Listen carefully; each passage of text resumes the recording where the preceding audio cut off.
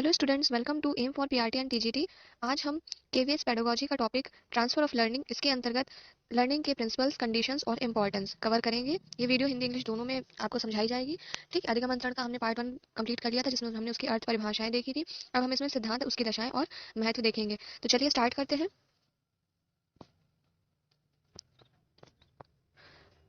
तो सबसे पहले principles of transfer of learning.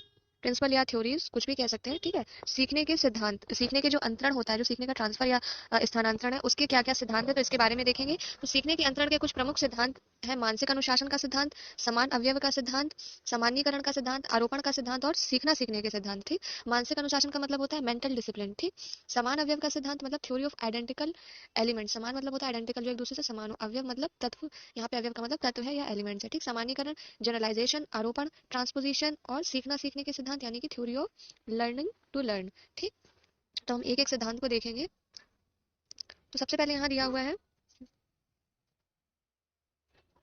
मानसिक अनुशासन का सिद्धांत। ठीक है, सबसे पहले दिया मानसिक अनुशासन का सिद्धांत। तो मानसिक अनुशासन के सिद्धांत में हम देखेंगे कि ये सिद्धांत एक तो सबसे प्राचीन सिद्धांत है। ठीक है, ये सिद्धांत कैसा सिद्धांत है? ये सबसे प्राचीन सिद्धांत है और इस सिद्धांत के अनुसार अंतरण बिना किसी प्रयास के अपने आप हो जाता है। मानसिक अनुशासन का मतलब क्या है? ये सबसे प्राचीन सिद्धांत है और इसमें अंतरण मतलब कोई प्रयास नहीं करना पड़ता। हमें एक जगह सीखी हुई चीज को दूसरी जगह ढालने में या दूसरी जगह उसका उपयोग करने में हमें कोई एफर्ट नहीं डालना पड़ता, किसी प्रकार का प्रयास नहीं करना पड़ता है। अंतरण के लिए केवल जरूरी होती है मानसिक क्रियाओं का विकास और अभ्यास होना चाहिए। मतलब आपको किसी चीज का बिल्कुल अभ्यास हो गया, ठीक है, आप उस चीज में एकदम पारंगत हो गए हो, तो वो चीज आपके दिमाग में ऐसे छप जाएगी कि जब आप दूसरी परिस्थिति में उस चीज का उपयोग करोगे तो आपको उसमें एफर्ट नहीं करनी पड़ेगी, याद करने के लिए कि कैसे करना है, मेहनत नहीं करनी पड़ेगी बहुत ज्यादा। ठीक, तो इसी को कहते हैं मानसिक अनुशासन का सिद्धांत। यदि निरीक्षण शक्ति का विकास हो गया है तो व्यक्ति प्रत्येक क्षेत्र में उसका उपयोग कर सकता है। यानी कि अगर आपकी जो निरीक्षण शक्ति, जो मानसिक शक्ति, वो पूरी तरह से डेवलप हो गई है उस चीज में, जो चीज आपने सीखी थी उसको में एकदम पारंगत हो गए, वो आपके दिमाग में छप गई है, तो दूसरी बार उसको जब भी किसी परिस्थिति में आपको वो कार्य करना पड़ेगा तो ज्यादा आपको उसमें एफर्ट नहीं करना पड़ेगा। ठीक, इसके बाद नेक्स्ट देखते हैं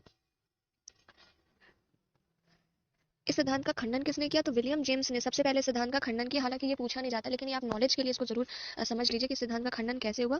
इन्होंने बताया कि स्मृति योग्यता के स्थानांतरण के संबंध में इन्होंने क्या किया, एक प्रयोग किया था, खुद पर एक प्रयोग किया था। ठीक, इन्होंने एक प्रयोग किया जिसमें ह्यूगो द्वारा रचित सटायर नामक काव्य की 158 पंक्तियों को याद किया, जिसमें 32 मिनट का समय लगा।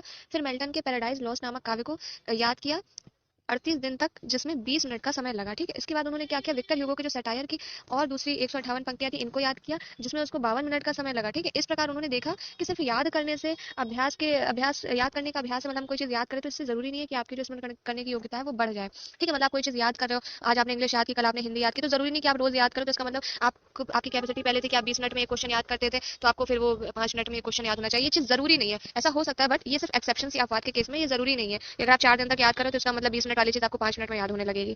ठीक है, तो यहाँ पे करने के अभ्यास से स्मरण करने की योग्यता में कोई बढ़ोतरी नहीं हुई, ये उन्होंने देखा था, तो उन्होंने इस चीज का खंडन किया। ठीक, इसके बाद थॉर्नडाइक ने भी इसका खंडन करने के लिए एक अध्ययन किया। उसमें पाया कि लैटिन या फ्रेंच सीखने वाले जो छात्र हैं, शरीर विज्ञान पढ़ने वाले छात्रों से अधिक योग्य नहीं थे। ठीक है, कि मतलब जो लैटिन या फ्रेंच सीख रहे हैं तो वो तो डेली कुछ चीजें याद करें, लेकिन इसका मतलब ये नहीं है कि उनकी जो स्मरण करने की योग्यता है वो ज्यादा बढ़ गई है। इस प्रकार से वेस्टमैन ने भी कुछ प्रयोग किए, लेकिन ये इंपॉर्टेंट नहीं है, सिर्फ आपके नॉलेज के लिए था कि किस तरह से खंडन किया मनोवैज्ञानिकों ने इस सिद्धांत का। ठीक, इसके बाद आ जाइए अवयव का सिद्धांत, समान अवयव का सिद्धांत, थ्योरी ऑफ आइडेंटिकल एलिमेंट्स। इसका प्रतिपादन थॉर्नडाइक ने किया, बस इतना ही इंपॉर्टेंट है। और ये थॉर्नडाइक द्वारा प्रतिपादित सादृश्यता का जो नियम है, लॉ ऑफ एनालॉजी, ठीक है, इसी के जो है इसी का एक बहुत विस्तृत रूप कहा जा सकता है। इस सिद्धांत के अनुसार क्या, एक स्थिति से दूसरी स्थिति में अंतर नाम से समझ में आ रहा है। ठीक है, उसी अनुसार में होता है, उसी अनुपात में दोनों स्थितियों की विषय वस्तु, दृष्टिकोण, कार्य विधि, उदय जब समान होती है। मतलब एक चीज है, ठीक है, जो हमने सीखी है, ठीक, जब उसी चीज से रिलेटेड हमें दूसरी चीज मिलती है तो यहाँ पर जो है इसका स्थानांतरण हो जाता है, ऐसा थॉर्नडाइक का कहना है। ठीक है, यही चीज तो थॉर्नडाइक ने लॉ ऑफ एनालॉजी में बताई थी। लॉ ऑफ एनालॉजी थोड़ा सा जो है एक छोटा सा कॉन्सेप्ट था कि जहाँ पर आप एक परिस्थिति में सीखे गए ज्ञान का उसी समान परिस्थिति में जो भी आपके पास चुनौतियां आती हैं या समस्याएं आती हैं उसमें उपयोग करते हैं। ठीक, तो उसी का ये विस्तृत रूप हो गया। ठीक है, समान परिस्थिति में अधिगम का स्थानांतरण होता है। जिस सीमा तक सीखने की दोनों क्रियाओं में समानता होगी, ठीक है, अंतरण भी उतना ही अधिक होगा। समानता कम होगी तो अंतरण भी कम होगा। जैसे एक चीज दूसरी चीज के समान है, ठीक है, जब सीखने में तो क्या है, जल्दी आप उस चीज को सीख जाओगे या ट्रांसफर जल्दी हो जाएगा। अगर वो कम समान है उस चीज से तो क्या होगा, ट्रांसफर थोड़ा सा कम होगा या देर से होगा।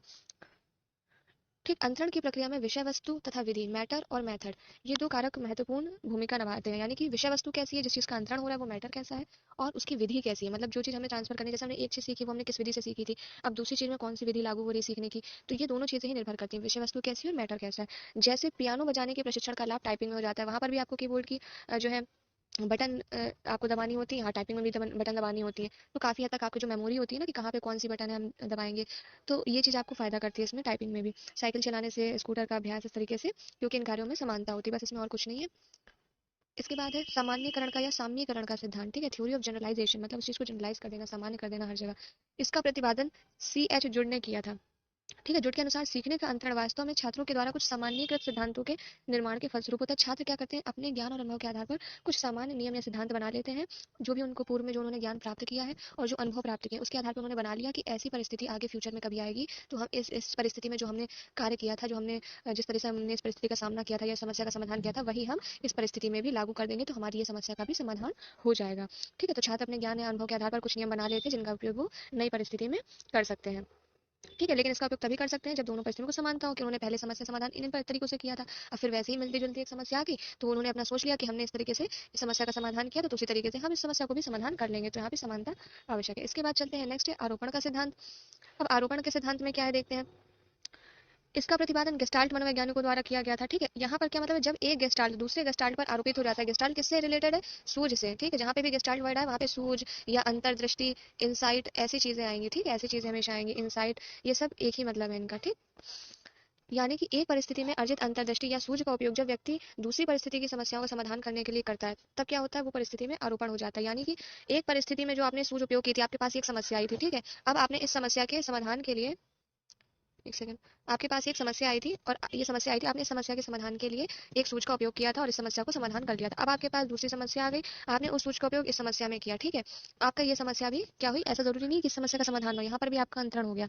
ठीक, तो इसे क्या कहेंगे, आरोपण। कि आपने जो किसी और प्रकार की समस्या पर जो आपने सूझ उपयोग करी थी, वो आपने दूसरी समस्या पर भी सूझ उपयोग कर ली, तो इस प्रकार से एक गेस्टाल्ट दूसरे गेस्टाल्ट पर क्या हो जाता है, आरोपित हो जाता है। तो जितना ज्यादा ये आरोपित होगा उतना ही ज्यादा क्या होगा, जितना ज्यादा यहाँ पे सूझ काम करेगी उतना ही ज्यादा क्या होगा, अंतरण भी अधिक हो जाएगा। ठीक है, इसके बाद नेक्स्ट चलते हैं सीखना सीखने का सिद्धांत।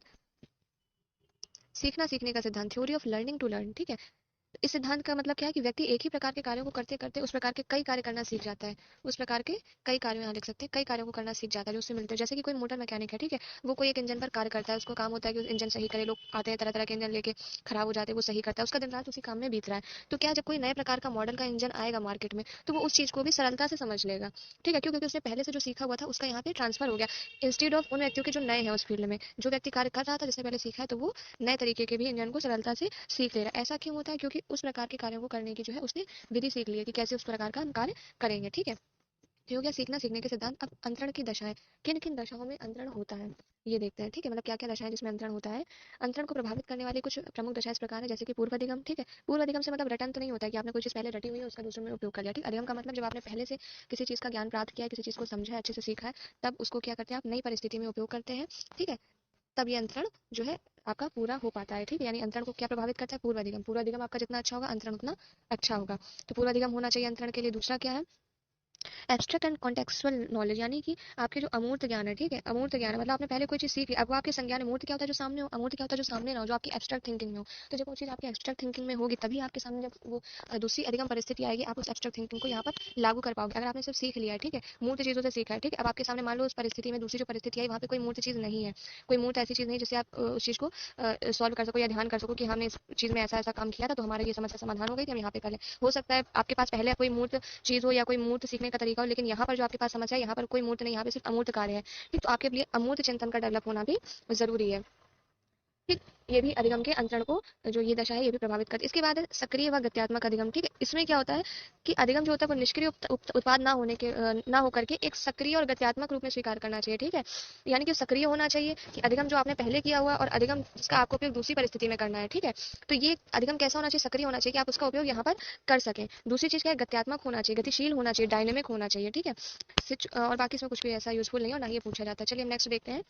जो इंपॉर्टेंट चीज़ है वो मैं आपको सब बताती चल रही हूँ ताकि आपको प्रॉब्लम ना हो। हालांकि आप चाहे तो आप इसकी स्क्रीनशॉट ले सकते हैं। ठीक है, अगर पूछ लिया जाए, क्योंकि सिलेबस अभी कुछ क्लियर नहीं है आप लोगों का, तो इसलिए हम थोड़ा ब्रॉड लेवल पर पढ़ते हुए चल रहे हैं जब तक आपका कोई फाइनल ऑफिशियल 2021 का नोटिफिकेशन नहीं आ जाता है केवीएस का, और जब तक ऑफिशियल सिलेबस नहीं आ जाता, तो हम ब्रॉड लेवल पे जो 2018 का सिलेबस है उसी के अकॉर्डिंग तैयार करते चल रहे हैं। क्योंकि चेंज होगा भी तो थोड़ा बहुत चेंज होगा, थोड़ी बहुत चीज़ें कम होंगी या ज़्यादा होंगी, तो इसलिए आपको फर्क नहीं पड़ेगा। कहने का मतलब है ज़्यादा नॉलेज ले लो, कम ना पढ़नी चाहिए, ज़्यादा चाहे पड़ जाए नॉलेज। ठीक है, तो अधिगम की अंतरता, ठीक है, यानी कि ट्रांसफरेबिलिटी ऑफ लर्निंग, जब तक शिक्षक तथा छात्र सीखी गई बातों को अंतरण होने की संभावनाओं के रूप में स्वीकार नहीं कर लेते हैं, तब तक अधिगम का अंतरण नहीं हो सकता। यानी हम कोई बात सीख रहे हैं तो एक चीज हमें ध्यान रखनी हो कि हम ये चीज यहाँ पे सीख रहे हैं इसलिए नहीं कि हमें सिर्फ यहाँ पे रटना है उस चीज़ को और बस हो गया, ठीक है, रटना है, फर्स्ट आना या प्राइज गेन करना है। ये चीज़ सीखना है कि हम यहाँ पर ये समस्या का समाधान करना सीख रहे हैं, तो आगे फ्यूचर में हमारे पास ऐसी ही समस्या आएगी तो हम उसका भी समाधान कर लेंगे। तो इस तरह की जब आप सोच रखेंगे अधिगम की अंतरणता का, चाहे वो शिक्षक हो या छात्र, तब क्या है अधिगम का अंतरण अच्छे से हो सकता है। फिर सीखने वाले की इच्छा, ये हम कई बार देख चुके हैं, सीखने वाले की इच्छा जो है वो बहुत महत्वपूर्ण रोल प्ले करती है हर जगह, ठीक है। जब सीखने वाला व्यक्ति इच्छुक होगा तो उसके द्वारा जो सीखने पर पूर्व अर्जित अधिगम होगा उसका अधिक अंतरण होता है। अगर सीखना ही नहीं है, किसी का इंटरेस्ट ही नहीं है सीखने में, इच्छा ही नहीं है, तो आपने पहले ही कुछ अच्छे से नहीं सीखा है, तो आप दोबारा उसको क्या उस चीज़ को लागू कर पाओगे? जब आपने उस समस्या का समाधान पहले ही ठीक से नहीं कर पाया है तो आप उसको बाद में क्या कर पाओगे, ठीक है। तो पहले सीखना बहुत जरूरी है कि आप उसको इच्छा से सीखें ताकि आपके पास आगे परिस्थितियां आए तो वहां पर आप उसको अप्लाई कर सकें।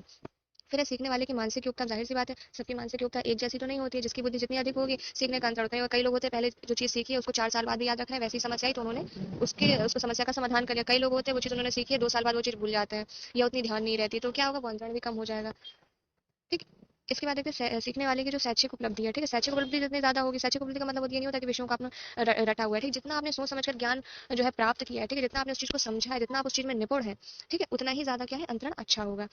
फिर है सीखने वाले में सामान्यकरण की योग्यता, यानी कि लर्नर्स एबिलिटी टू जनरलाइज। सीखने वाला सीखी गई बात को कितने अच्छे तरीके से और चीजों में जनरलाइज कर सकता है, सामान्यकृत कर सकता है, यानी कि पूर्व में उसने कोई समस्या का समाधान किया इस तरीके से, ठीक है। अब उस आगे चल के उसके पास समस्याएं आई हैं, ठीक है, तो अब वो उसके अंदर कितनी अच्छी योग्यता है कि वो देख सके कि मैं इन समस्याओं को पूर्व में सीखे गए ज्ञान से किन किन समस्याओं का मैं समाधान कर सकता हूँ, उसकी, ठीक है, सामान्यकरण की क्षमता होनी चाहिए कि इस समस्या का समाधान मैं पूर्व में सीखी हुई इस चीज से कर सकता हूँ, इस समस्या का समाधान इस चीज से कर सकता हूँ। तो जितनी अच्छी सामान्यकरण की क्षमता होगी उसमें अधिगम अंतरण उतना ही ज्यादा अच्छा होगा। फिर है विषय वस्तु की समानता, जाहिर सी बात है जब दो कार्यों में समानता होगी, पहले जो आपने एक सीखा है और दोबारा फिर आपके पास वही कार्य आ गया तो आप उस चीज को जल्दी सीख लोगे। अध्ययन विधियों की समानता, ठीक है, यानी कि जैसे कि आप देख लो साइंस की जो फिजिक्स की और केमिस्ट्री की होती है, दोनों में आप प्रैक्टिकल करके सीख रहे हो तो क्या है दोनों में आपका अधिगम अंतरण जल्दी हो जाएगा, ठीक है। लेकिन अब अगर बात करते हैं केमिस्ट्री या सॉरी फिजिक्स या हिस्ट्री की, या केमिस्ट्री और हिस्ट्री का भी एग्जांपल ले लो, बात एक ही है। तो एक चीज को हम एक्सपेरिमेंट से सीख रहे हैं, एक चीज को हम थ्योरी में या चार्ट में सीख रहे हैं, तो दोनों में थोड़ा सा अंतर है, ठीक है। तो इसकी तुलना में इसमें थोड़ा अधिगम अंतरण कम होगा और इसमें ज्यादा होगा, ठीक है।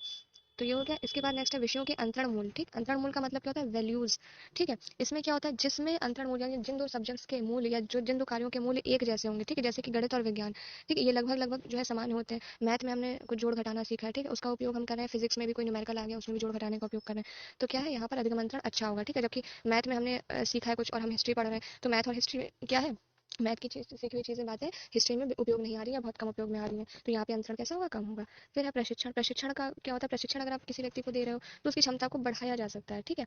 जैसे कि पढ़ाते समय छात्रों को गणित के ज्ञान का उपयोग करना, अगर अन्य विषयों के ज्ञान में, मतलब हमने ट्रेनिंग दी कि हम आपको ये चीज सिखा रहे हैं, अब इस चीज का प्रयोग आप यहाँ भी कर सकते हो, आप यहाँ भी कर सकते हो, आप यहाँ भी कर सकते हो, आप यहाँ भी कर सकते हो, मतलब कि कोई भी एक्स वाई जेड आपकी स्थितियां हैं, ठीक। तो आपको वो चीज ध्यान है कि हम इन परिस्थितियों में इस चीज का उपयोग कर सकते हैं, हमें प्रशिक्षण दिया गया है कि आपकी ये जो एक सीखी हुई चीज है ये इन 4 चीजों में काम आ रही है, तो इससे भी क्या होगा, अधिगम अंतरण ज्यादा हो जाएगा। अब यहाँ पे एक लाइन लिखी हुई है, अंतरण की छात्र अधिगम केंद्रित दृष्टिकोण उपरोक्त परिप्रेक्ष्य में अपना करके, ठीक है, मतलब इन चीजों को अपना करके, इन सारी चीजें जो मैंने अभी तक बताई हैं, इन्हें अपना करके अंतरण को क्या किया जा सकता है और बढ़ाया जा सकता है। फिर है अधिगम अंतरण का महत्व। अब अधिगम अंतरण का महत्व क्या होता है, क्यों आवश्यक है अंतरण, ठीक है, इसका क्या उपयोग है, क्यों इतना आवश्यक है कि पूर्व में सीखी हुई बात को हम नई नई चीजों पर लागू करें, ठीक। तो इसका एक देखो शिक्षा का सबसे प्रमुख कार्य क्या होता है, धनात्मक अंतरण को बढ़ाना और ऋणात्मक अंतरण को कम करना, ठीक है, यानी कि जो हमने पहले सीखा हुआ है उसको आगे हम उसका यूज कर सकें, ठीक है। और अंतरण के फल स्वरूप बालकों को अधिगम कुशलता में वृद्धि होती है, जाहिर सी बात है, आप पहले से वो चीज सीखे तो दोबारा जब आप सीखोगे तो उस चीज में और निपुण हो जाओगे, पहले ही नहीं सीखा होगा तो दोबारा आप पहली बार सीख रहे होगे तो निपुणता कहाँ से आएगी, ठीक है। नवीन बातों को सरलता से सीख लेते हैं बालक, ठीक। शिक्षा को सरल सुगम और प्रभावशाली बनाया जा सकता है। बाकी इसमें कुछ भी ऐसा नहीं है जो आपके जो भी एग्जाम है इसमें और कुछ नहीं आ सकता, फिर भी आप चाहें तो इसका स्क्रीनशॉट ले लीजिए, ठीक। अब इसके हम देखते हैं महत्व, कहाँ कहाँ पे इसका महत्व है, इसका क्या महत्व है। तो पाठ्यक्रम निर्माण में सीखने के अंतरण का महत्व देखते हैं क्या है। तो पाठ्यक्रम निर्माण में देखेंगे सीखने का अंतरण किस प्रकार से होता है तथा किन किन कारकों से प्रभावित होता है, ठीक है, इसको ध्यान में रख करके पाठ्यक्रम का निर्माण करना चाहिए, ठीक, कि सीखने का अंतरण किस प्रकार से होगा, किन किन कारकों के द्वारा होगा, और छात्रों ऐसी परिस्थितियां जो है पाठ्यक्रम में देनी चाहिए जो छात्रों की आवश्यकता के और रुचियों के अनुरूप हो और छात्रों के भावी जीवन से संबंधित हो, तभी वो उस चीज को कनेक्ट कर पाएगा। हमने मैथ में सीखा है कि 2+2 4 होता है, ठीक है, हमने मैथ में सीखा कि 2+2 4 होता है, ठीक। अब हमने अगर यहाँ पे सिर्फ सीख लिया, इसका जीवन में कोई यूज ना हो तो कोई मतलब नहीं है उसका, ठीक, कोई अंतरण ही नहीं हो रहा है। लेकिन इस 2+2 का यूज बच्चा क्या करेगा, अपने सामान्य जीवन में भी कर सकेगा, हिसाब लगाना है, कोई हिसाब जोड़ना है, पैसे गिनना है, तो वहाँ पे इस चीज का उपयोग कर रहा है, ठीक। तो पाठ्यक्रम का निर्माण ऐसे ही करना चाहिए कि बालकों के जीवन के लिए भी उपयोगी हो, ठीक। दूसरा महत्व क्या है, शिक्षण विधियों की दृष्टि से अंतरण का महत्व क्या है, शिक्षण विधि भी अंतरण की दिशा या मात्रा को प्रभावित करती है, ठीक है। अंतरण कितना अच्छा होगा, जैसे आपने सिर्फ लेक्चर मेथड से कोई चीज पढ़ा दी है तो हो सकता है उसका अंतरण उतना प्रभावी ना हो साइंस में, ठीक है। लेकिन अगर आप उसी चीज को एक्सपेरिमेंट मेथड से पढ़ा रहे हो, फिर आप उसको दोबारा एक एक्सपेरिमेंट करने को दे रहे हो, तो मे भी वो उस चीज को ज्यादा समझ पाएगा दूसरी परिस्थिति में, ठीक है। अब अध्यापकों के लिए अंतरण का क्या महत्व होता है ये देखते हैं, ठीक है, अध्यापकों के लिए क्या इंपॉर्टेंस होती है, ठीक। अध्यापक को कक्षा में पढ़ाते समय अपने छात्रों को विशिष्ट समस्याओं की अपेक्षा सामान्य सिद्धांतों का ज्ञान देना चाहिए, ठीक है। समान सिद्धांत को ज्ञान देंगे तभी उन्हें पता चलेगा कि ये चीज़ हम सीख रहे हैं, तो इससे क्या होगा, ये चीज़ हमारे यहाँ पे काम आएगी। जब बच्चों को पता होगा कि ये चीज़ हमारे किसी काम की, आप ये वीडियो देख रहे हो तो क्यों देख रहे हो, कि आपको पता है कि आपके केवीएस के सिलेबस में दिया, तभी तो आप देख रहे हो। आपको नहीं पता तो क्या सिर्फ आप ज्ञान प्राप्त करने के लिए वीडियो देखते हैं या अपने व्यवहार में परिवर्तन करने के लिए वीडियो देखते हैं? 1-2% लोग देखते हैं, बट बाकी 98% लोग सिर्फ अपने व्यवहार में परिवर्तन करने के लिए तो वीडियो नहीं देख रहे होते। ठीक है, तो अध्यापकों को कक्षा में विभिन्न क्षेत्रों से संबंधित अनेक उदाहरण भी देने चाहिए। ठीक, प्रकरण के मुख्य बिंदु तथा उनके जो संबंध है आपस में, उनको स्पष्ट करना चाहिए। छात्रों को दैनिक जीवन की वास्तविक परिस्थितियों तथा शिक्षण कार्यों में अधिक से अधिक सामंजस्य, यानी जो आप शिक्षण जो आप पढ़ा रहे हो उसमें, और छात्रों का जो दैनिक जीवन, उन दोनों को आपस में कनेक्ट करके पढ़ाना चाहिए, ताकि छात्र रुचि लें पढ़ने में और वो उनके वास्तविक जीवन में कार्य कर सके। अध्यापक को जीवन की वास्तविक परिस्थितियों से संबंधित ज्ञान और समस्याओं के समाधान देने चाहिए, ठीक, जो उनके वास्तविक जीवन में काम आए। पढ़ाए जाने वाले प्रकरण के लिए कोई पूर्व ज्ञान आवश्यक है तो अध्यापक को देख लेना चाहिए कि छात्र पूर्व ज्ञान अवश्य रखते हो। ठीक है, पूर्व ज्ञान भी छात्रों का देखना चाहिए। पूर्व ज्ञान जितना ज्यादा आपका स्ट्रॉन्ग होगा, आपका नवीन ज्ञान उतना ही ज्यादा स्थायी और उस चीज में आप ज्यादा कुशल होंगे। आज हमने ट्रांसफर ऑफ लर्निंग पूरा कंप्लीट कर लिया है। ठीक है, अब इसमें कुछ भी नहीं बचा है। यहाँ पर मुझे कुछ ट्रिक्स मिली थी types of transfer of learning को लेकर के, तो मुझे लगा कि जिन बच्चों को अगर प्रीवियस ट्रांसफर ऑफ लर्निंग के टाइप्स नहीं समझ में आए तो इससे थोड़ा और अच्छे से समझ में आ जाएंगे, तो मैंने इसको यहाँ पे इंक्लूड कर दिया है। तो मैंने 2 टाइप्स बताए थे, पॉजिटिव और नेगेटिव ट्रांसफर। ठीक है, तो अब जैसे आप एक से देख रहे हैं, पॉजिटिव ट्रांसफर यानी कि धनात्मक अंतरण क्या होता है, कि जैसे व्यक्ति टेनिस खेलना जानता है और फिर उसको बैडमिंटन खेलना उसने सीख लिया, तो लगभग समान परिस्थितियां, तो क्या हो गया, धनात्मक ट्रांसफर हो गया। ऋणात्मक में क्या होता है, जैसे साइकिल चलाना जानता है व्यक्ति, अब उसको नाव चलाने को दी जाए, तो साइकिल चलाने में और नाव चलाने में तो बहुत अंतर होता है, तो इस सीखे हुए ज्ञान का यहाँ पर कोई उपयोग हो ही नहीं पा रहा है, तो यहाँ पे क्या है, ये ऋणात्मक अंतरण हो जाएगा। ठीक, इसके बाद नेक्स्ट देखते हैं, मैंने 2 प्रकार और बताए थे, 3 प्रकार बताए थे, क्षैतिज अंतरण यानी कि हॉरिजॉन्टल ट्रांसफर, ऊर्ध्व अंतरण वर्टिकल ट्रांसफर, और एक और है द्विपार्श्विक अंतरण यानी कि बायलैटरल ट्रांसफर। तो पहले देखते हैं क्षैतिज अंतरण क्या है। क्षैतिज मतलब जैसे मैंने बताया था, समान हो, ए बी के समान हो, ए वाली परिस्थिति बी के समान हो, जैसे स्कूटर चलाना जानता था व्यक्ति, दूसरा स्कूटर चलाने लगा या बाइक चलाने लगा, तो ये समान परिस्थिति में जो है ट्रांसफर हुआ लर्निंग का। ऊर्ध्व में क्या होता है, जैसे कि मैंने वर्टिकल बताया था कि वर्टिकल अप डाउन की डायरेक्शन होती है, जैसे कोई व्यक्ति पहले साइकिल चलाना जानता था, अब उसने उससे भी बड़ी चीज यानी कि कार चलाना सीख लिया, तो ये वर्टिकल ट्रांसफर हो गया। द्विपार्श्विक मैंने बताया था, आपकी बॉडी के दो, या हम सभी की बॉडी के 2 पार्ट्स होते हैं वैसे। ठीक है, राइट और लेफ्ट 2 पार्ट्स होते हैं, तो अगर आप कोई काम राइट हैंड से कर रहे हो तो उस काम को लेफ्ट हैंड से भी करने लगते हो, जैसे कि दाएं हाथ से खेलना जानते हो आप, बाएं हाथ से भी खेलने लगते हो, तो इस प्रकार का जो अंतरण है वो द्विपार्श्विक अंतरण कहलाएगा। तो इस प्रकार से आपकी पूरा ट्रांसफर ऑफ लर्निंग टॉपिक जो है कंप्लीट हो गया है। ठीक है, इसको आप अच्छे से पढ़ लें, और खासतौर से जो बच्चे केवीएस टीजीटी की तैयारी करें वो तो इस टॉपिक को जरूर ही पढ़ें, क्योंकि आपके केवीएस टीजीटी के पेडागोजी के सिलेबस में दिया हुआ है ये ट्रांसफर ऑफ लर्निंग टॉपिक, तो आप इसको जरूर पढ़ें अच्छे से। और अगर आप केवीएस पीआरटी टीजीटी की तैयारी कर रहे हैं, यूपी टीजीटी बायोलॉजी की तैयारी कर रहे हैं, तो चैनल को लाइक करें, ज्यादा से ज्यादा दोस्तों में शेयर करें, ताकि हमारा ये ग्रुप जो है वो और बड़ा हो सके, और मैं अच्छी से अच्छी वीडियोस आपको लाती रहूं, और केवीएस की आपकी पूरी तैयारी इसी वीडियो में हो जाए, इसी चैनल पर हो जाए, आपको ज्यादा परेशान होने की जरूरत भी ना पड़े। चैनल को लाइक करिए, शेयर करिए, सब्सक्राइब करिए और बेल आइकन जरूर प्रेस कर दीजिए। Thanks for watching.